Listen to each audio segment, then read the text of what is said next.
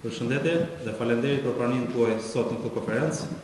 Jam sot këtu për t'ju informuar ju dhe nëpërmjet jush opinionin publik lidhur me veprimet e shpejta, intensive dhe profesionale hetimore të kryera nga specialistë e seksionit për hetimin e krimeve ndaj personit, si dhe specialistë e krimeve të Komisariatit të Policisë Sarandë, në ndërtimin e prokurorisë rrethit gjyqësor Sarandë, me qëllim zbardhjen e torësisë dhe rrethanave të ngjarjes së ndodhur në orën 21:30 të ditës djeshme, datë 7/5/2026.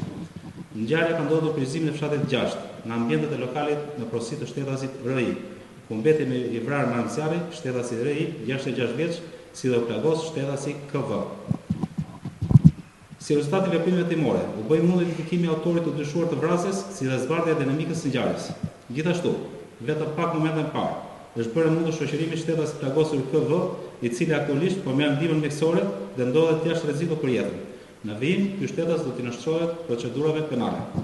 Nga hetimet rrezikoi se mbrëmjen e djeshme, shtetasit LT, IC, EM, KV, MA dhe ESH kanë shkuar në lokalin e viktimës dhe janë drejtuar te tavolina ku ndodheshin shtetasit TM, i shoqëruar nga viktima dhe persona të tjerë të pranishëm, duke filluar menjëherë konfliktin me sende të forta.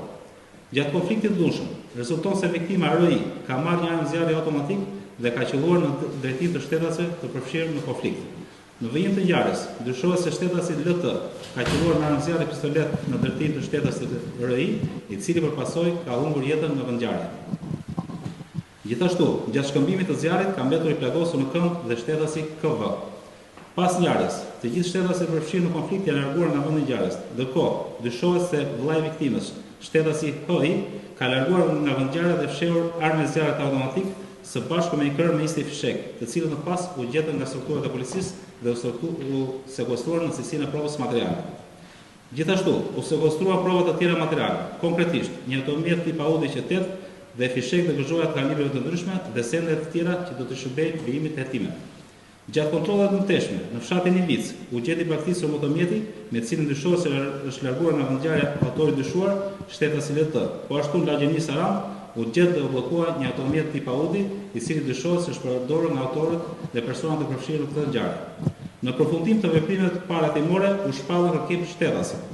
LT, 37 vjeç, për vepra penale, vrasje me dashje dhe armbajtje pa leje.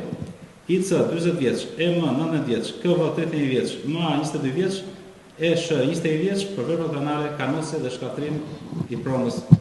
Si do procedura penalisht, shtetasi HI, 60 vjeç, vllai i viktimës. Vijojnë hetimet intensive për zbardhjen e plotë të dinamikës së kësaj ngjarje, si dhe kërkimet intensive për lokalizimin dhe kapjen e personave të shpallur kërkim. Në këtë kuadër, ftojmë qytetarët të bashkëpunojnë policin për të çdo informacion të mundshëm që do të na çojë në kapjen e personave të shpallur kërkim, si dhe për parandalimin e çdo veprimi të palishëm. Policia e qarkut Vlorë mbetet maksimalisht e angazhuar në luftën kundër kriminalitetit dhe garantimin e rendit të sigurisë në qark për qytetarët, turistët dhe vizitorët. Ju falenderoj. Motivet e ngjarjes? Motivet e ngjarjes janë duke hutuar aktualisht, dyshohet se konflikti ka qenë me shtetasin TM dhe pronari lokalit nuk është përfshirë direkt në këtë konflikt, por më pas nga degradimi i konfliktit dhe përdorimi i armës zjarrit ka mbetur i vrarë pronari lokalit. Gjithsesi, hetimet do përcaktojnë motivet e sakta dhe të vërteta të kësaj ngjarje. Dyshohet se autorët mund të kenë kaluar kufir? Jemi duke analizuar çdo informacion, jemi duke ndjekur disa pista të hetimit, aktualisht personat janë shpallur dhe në kërkim dhe në momentin që do ketë diçka konkret në këtë drejtim, do bashkëpunohet dhe me autoritetet homologe të shteteve të fqinje. Drejtor, cilat janë pistat që po heton policia? Ata disa pista, cilat janë pistat që po heton? Konflikti midis disa personave, konflikte të cilat për momentin nuk mund të japim një sqarim të plot, por që në vijim pas hetimet të plota për ngjarje do t'ju informojmë për më shumë në lidhje me motivet. Ju falenderoj.